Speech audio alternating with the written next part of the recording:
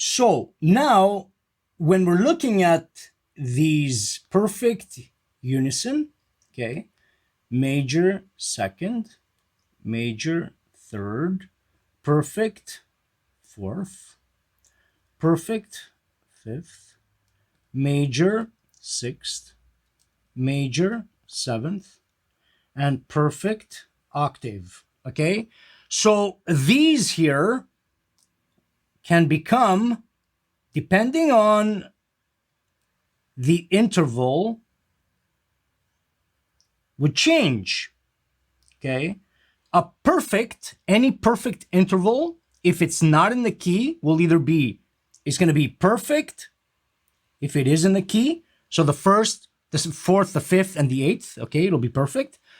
Or if it's one less, so if it's one semitone less, like C to C flat, as we said here in the previous example, would be a diminished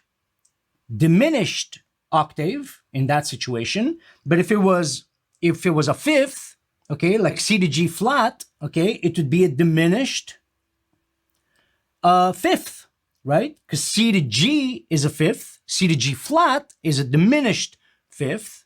So they could go either diminished or augmented. So if it was C to G sharp, it'd be an augmented fifth, okay?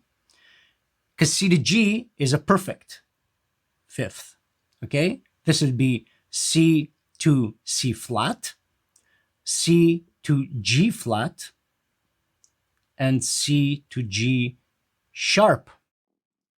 So perfect, any perfect interval will, if it's not in the key, if it's one semitone lower, it'll be a diminished. If it's one semitone higher, it'll be an augmented, except for the unison, because you can't have the distance between, you can't be smaller than the distance, the C to C. You can't, C to C flat comes up to the octave, right? And it becomes a diminished octave. But, so that's for the perfect intervals. Perfect will either be diminished or augmented if it's not in the key, right? If it's one semitone lower, one semitone higher, it'll be diminished or augmented respectively, right? That's for the perfect.